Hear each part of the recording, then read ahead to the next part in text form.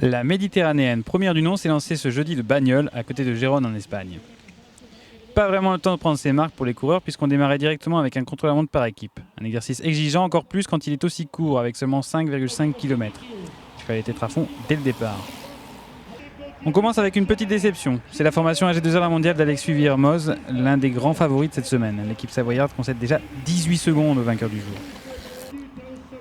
L'équipe Fortunéo Vital Concept de Pierrick Fédrigo fait 2 secondes de mieux avec un temps de 6 minutes 16. Roubaix-Lille Métropole est-elle 5e en 6 minutes 11. Elle est dans la même seconde que Cofidis qui la devance néanmoins pour 7 dixièmes.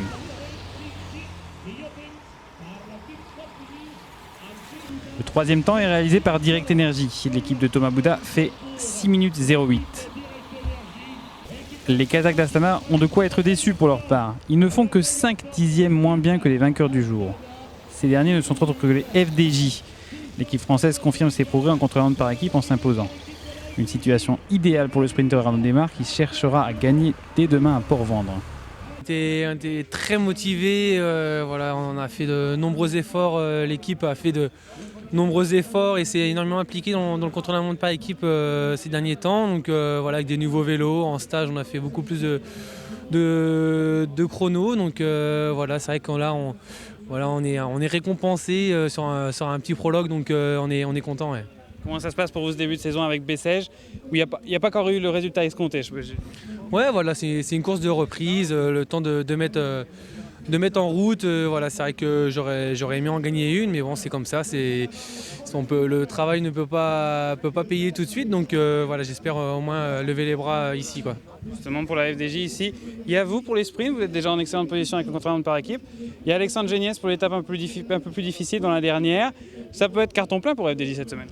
Ouais, voilà, ça peut être carton plein, donc voilà, on va pas s'enflammer. Il y a quand même des opportunistes qui peuvent tirer leur épingle du jeu, donc nous on s'attendait à faire un résultat sur le chrono parce qu'on était vraiment motivés et puis voilà, on avait à cœur de réussir et puis maintenant on va prendre les étapes une par une et puis d'abord arriver au sprint demain et puis essayer de jouer la gagne. Ouais. Juste un petit mot pour demain, c'est forcément un sprint, on n'a pas les profils.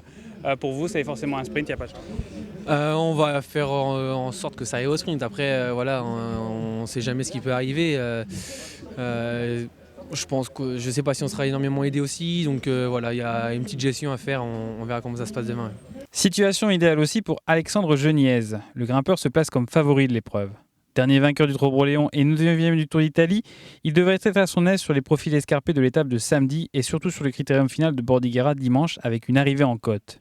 En attendant, c'est le coureur de classique Mathieu Adanius qui a franchi Aïné en tête et s'empare donc du maillot jaune. Très court et un peu technique et surtout qu'il y avait la pluie qui nous a un peu perturbés. C'était un chrono où il fallait quand même être assez tactique. Donc nous on a sacrifié deux gars dès le départ pour faire les 2 premiers kilomètres et ensuite on a mis en route derrière les 6 autres. J'ai cru comprendre que vous avez eu les vélos au dernier moment, que vous n'avez pas fait de repérage. Les vélos dernier moment, c'était prévu, on savait qu'on allait avoir les nouveaux vélos parce qu'ils arrivaient un peu au compte-gouttes, mais on a eu le temps de les régler hier, donc tout était bien réglé avant le départ. Et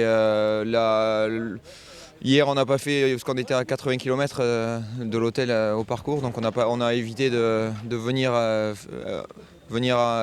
repérer hier pour pas fatiguer trop nos organismes. On a préféré repérer ce matin, en début d'après-midi et avant le chrono. Et on a bien fait parce que hier les conditions étaient bonnes, aujourd'hui c'était la pluie donc ça aurait été différent.